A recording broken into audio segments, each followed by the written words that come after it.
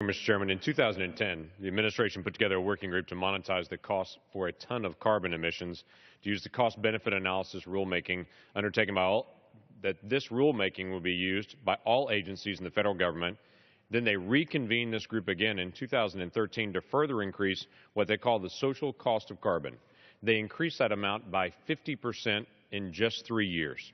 The process was done behind closed doors, was done without any public input. The administration refuses to release how much of their deliberations were done in public, how much were done in private, any of the details of their deliberations.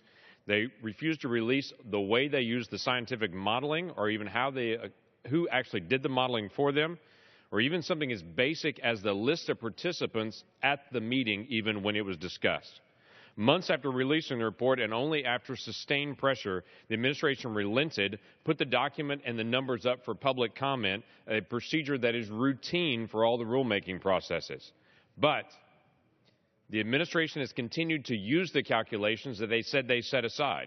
They used those calculations for the recent EPA rules, increasing emissions by 30% for existing power plants by 2030.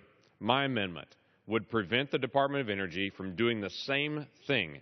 This is a rule that has been set aside.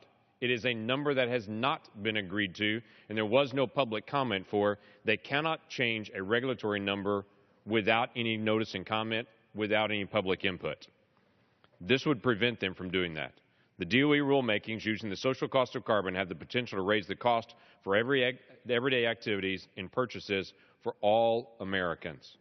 I would ask that this group join me in supporting the amendment which will prohibit the flawed and capricious social cost of carbon from being implemented by the Department of Energy. And with that, I reserve the balance.